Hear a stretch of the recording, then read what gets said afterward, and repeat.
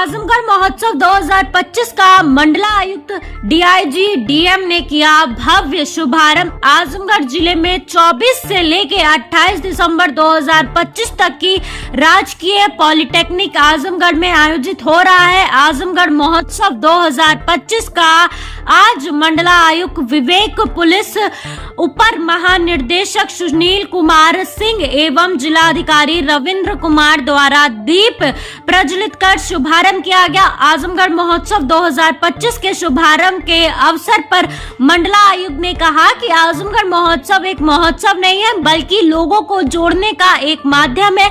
यह धरती वीर महापुरुषों एवं अनेक ऋषि मुनियों की धरती है।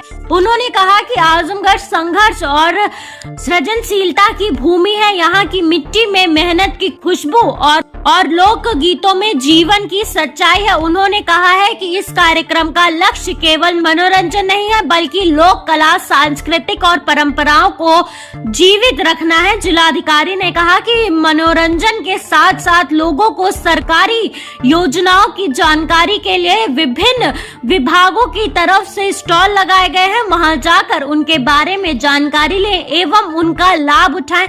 वाहन प्रदर्शनी भी लगाई गई है। इसके साथ ही खाद्य के भी स्टॉल एवं बच्चों के लिए झूले भी लगाए गए हैं। उन्होंने कहा कि जितने भी कलाकार यहाँ पर प्रतिभा कर रहे हैं उनको किसी न किसी के द्वारा स्पॉन्सर किया गया है। उन्होंने कहा कि जनपद स्तर की स्थानीय कलाकारों को एक बड़ा मंच मिला है। इसके लिए स्थानीय कलाकारों का विशेष अवसर प्रदान किया गया है। वरिष्ठ पुलिस अधीक्षक ने कहा सुरक्षा व्यवस्थाओं के पुख्ता इंतजाम किए गए हैं। सीसीटीवी कैमरे, अराजक तत्वों की निगरानी रखी जा रही है। पुलिस अलर्ट है। महोत्सव के अंतर्गत आज प्रथम दिन स्कूली बच्चों एवं सांस्कृतिक कलाकारों द्वारा लोक गायक, लोक नृत्य आदि की प्रस्तुति की गई है।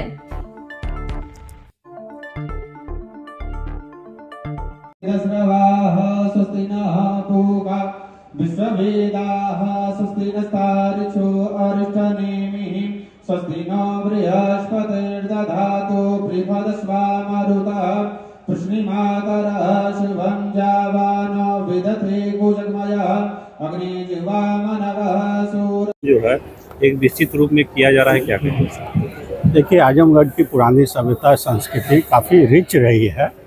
यहाँ की ब्लैक पॉटरी, यहाँ की मुबारकपुर की साड़ियाँ, यहाँ के अन्य प्रोडक्ट्स बहुत ही प्रभावी हैं, लोगों को बहुत मन भाते हैं। यहाँ का हरिहरपुर संगीत घराना भी बहुत प्रसिद्ध है। तो उसी कला संस्कृति और यहाँ की जो विशेषता है उसको उजागर करने के लिए, यहाँ के आम लोगों के एंटरटेनमेंट के लिए, यहाँ के जो लोकल छोटे कलाकार हैं उनको नया प्लेटफॉर्म देने के लिए, और यहाँ के लोगों को जो एसएचजी है, अन्य ओडीओपी हैं, जो विभागीय योजनाएं हैं, उनके बेहतर प्रचार प्रसार के लिए, उनकी आजीविका को मजबूत करने के लिए आजमगढ़ महोत्सव का आयोजन किया गया है। आज प्रथम दिवस है।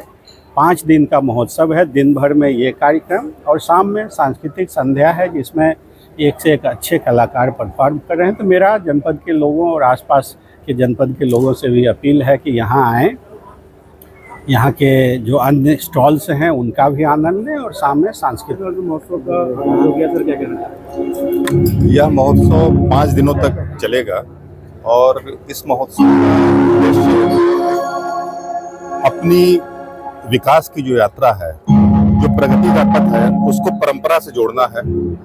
साथ ही प्रशासन को संवेदनशीलता के साथ भी जोड़ना इसका उद्देश्य है। आजमगढ़ की जनता बहुत उत्साह से समारोहों में भाग लेती है। पूर्व में भी ऐसे महोत्सव हुए हैं और पूर्वांचल की ये एक विशेष पहचान है। क्या अपील करना चाहते हैं?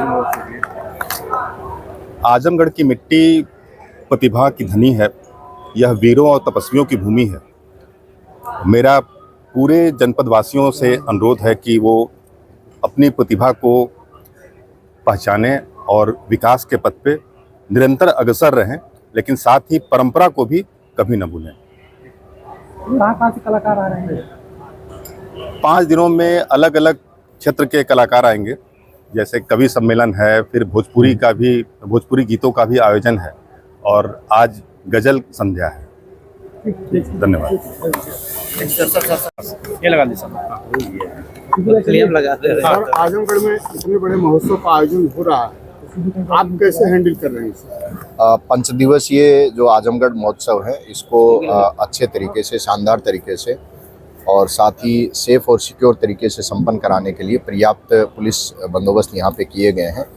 इसके अलावा फायर सेफ्टी के इंतजाम भी यहाँ पे किए गए हैं और साथ ही सीसीटीवी कैमरे यहाँ इस कार्यक्रम स्थल पे और आसपास की जगहों पे लगाए गए हैं। पार्किंग की पर्याप्त व्यवस्था की गई है। ये सब व्यवस्थाएं इसलिए सुनिश्चित की गई हैं कि इस महोत्सव को हम लोग शानदार तरीके से और सेफ और सिक्योर तरीके से संपन्न करा सकें। मैं जो आजमगढ़ के जो नागरिक हैं उनसे भी अनुरोध करता हूं कि इस महोत्सव का आनंद उठाएं, लुत्फ उठाएं और साथ ही जिम्मेदार नागरिक का परिचय दें। चूँकि यहाँ पे सीसीटीवी लगे हुए हैं, इसलिए यदि कोई शरारती तत्व किसी तरह की कोई परेशानी खड़ी करता है तो उसको उस समय या बाद में चिन्हित करके उसके ऊपर कार्रवाई